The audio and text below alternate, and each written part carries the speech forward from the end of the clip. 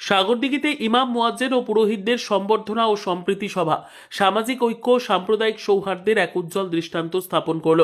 Sagardighi block সংখ্যালঘু তৃণমূল কংগ্রেসের উদ্যোগে এবং সাগরদিঘির বিধায়ক বাইরন বিশ্বাসের ব্যবস্থাপনায় সাগরদিঘি বিধায়ক কার্যালয়ে এই অনুষ্ঠানটি অনুষ্ঠিত হয়। অনুষ্ঠানে বিভিন্ন প্রান্ত থেকে ইমাম মুয়াজ্জিন ও পুরোহিতরা অংশগ্রহণ করেন।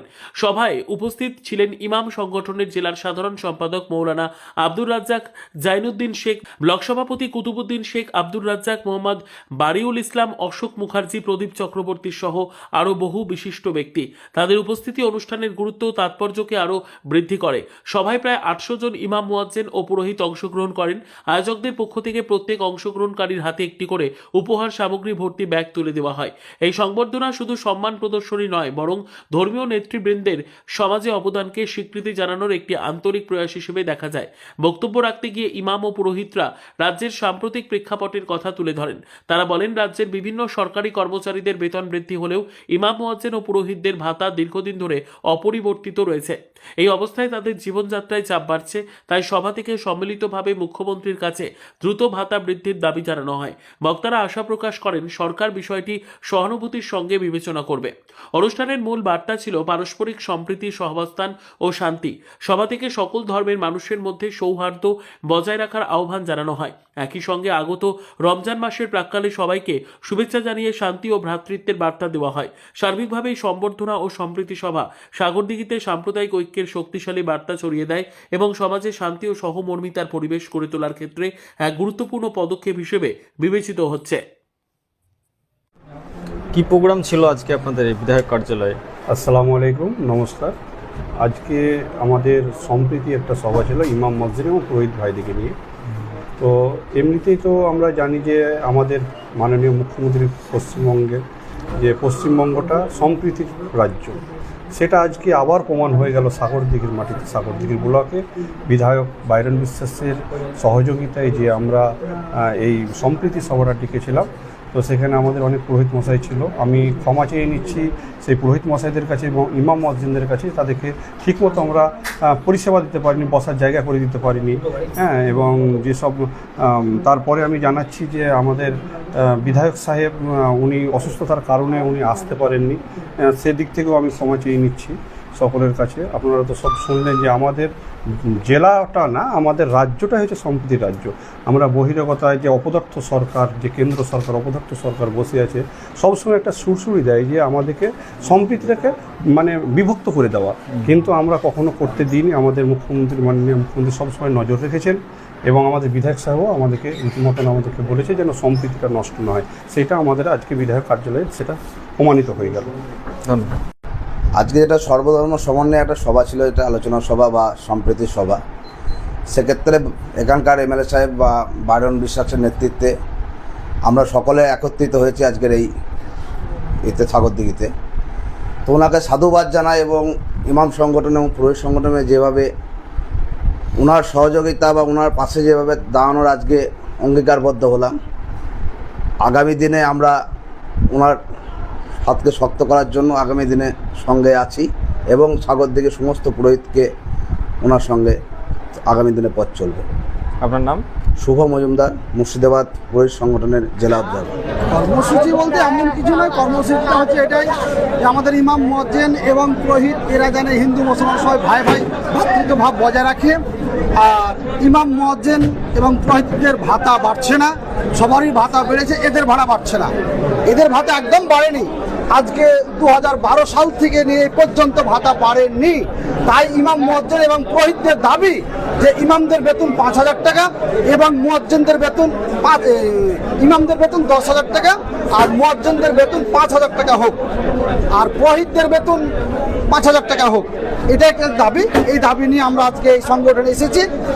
এখন আমাদের মুখ্যমন্ত্রী কতদূর কী করছেন, এটা আমাদের মুখ্যমন্ত্রীর কাছে আমাদের আশা এবং দাবি যে ইমামদের বেতন 10,000 টাকা এবং মুয়াজ্জিনদের বেতন 5,000 টাকা করা হোক। আপনার নাম? আমার নাম আফতাবউদ্দিন। আসসালামু আলাইকুম, নমস্কার। আজকে আমাদের সাগরদিঘি ব্লকে মাননীয় এমএলএ বাইরন বিশ্বাসের নেতৃত্বে এবং আমাদের মাইনরিটি ব্লক প্রেসিডেন্ট কুতুবুদ্দিন সাহেব, তার সঙ্গে ভাইস প্রেসিডেন্ট ডালিম সাহেব তার সঙ্গে আমি মাইনরিটি জেলা সভাপতি মোহাম্মদ বাড়িউল ইসলাম। আমাদের প্রত্যেকের সহযোগিতায় সর্বোপরি আমাদের মাইনরিটি সেল সাগরদিঘি বিধানসভার যে minority block president, block committee, vice president, অঞ্চল প্রেসিডেন্ট প্রত্যেকের সহযোগিতায় আমরা যে এত সুন্দর একটা প্রোগ্রাম করে উঠতে পারবো সেটা আমরা কল্পনাও করে উঠতে পারিনি। আমাদের প্রথম লক্ষ্য ছিল বর্তমান অশান্ত ভারতবর্ষে হিন্দু মুসলিম যে একতা, যে ইউনিটি, সেই ইউনিটিটা আমাদের মধ্যে এখনও বিরাজমান। সেই বিরাজমান অবস্থাটাকে আমরা দেখানোর জন্য, আমরা প্রস্ফুটিত করার জন্য আজকে আমাদের এই ক্ষুদ্র সংবর্ধনা সভা। সেখানে আমরা পেয়েছি আমাদের স্টেজকে পুরোপুরি আলোকচিত করেছেন উজ্জ্বল নক্ষত্র, আমাদের ইমাম সংগঠনের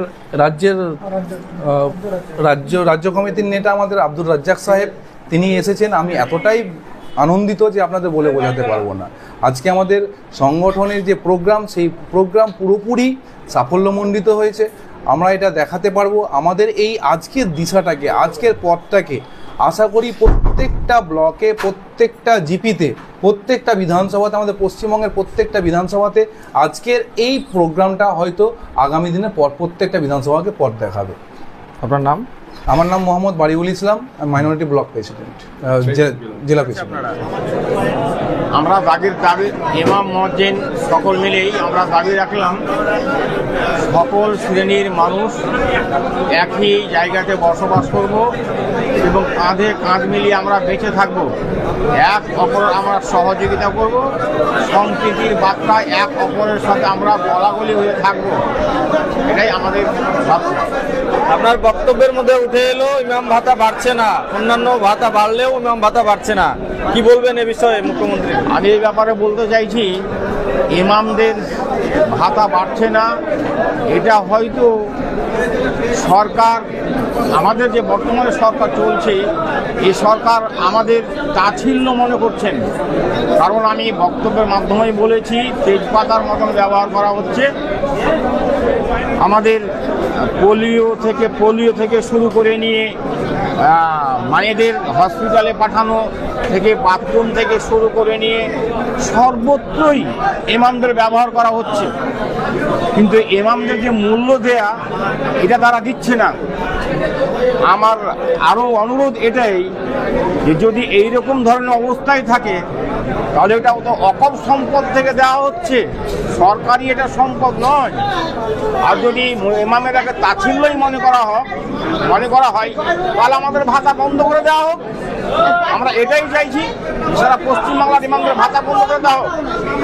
আমরা এইরকম ধরনের মানুষ শুকনো রুটি খেয়ে আমাদের দিন যাই। এমএলএ এমপিদের আমরা ভোট দিই, তাদের ভোট দিয়ে ওদের 1,22,873 টাকা বেতন, আর আমাদের কেন 3,000?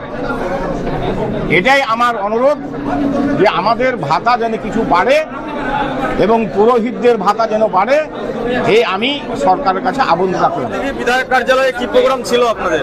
আমাদের এই আজকে এই চলমান সভা ছিল সম্প্রীতির সভা, এবং সেই সম্প্রীতির সভাতে ইমাম এবং পুরোহিত নিয়ে মিলিতভাবে করা হলো, এবং সেই সভাতে প্রত্যেকেরই একটা আক্ষেপ আছে তাদের চাওয়া পাওয়া নিয়ে।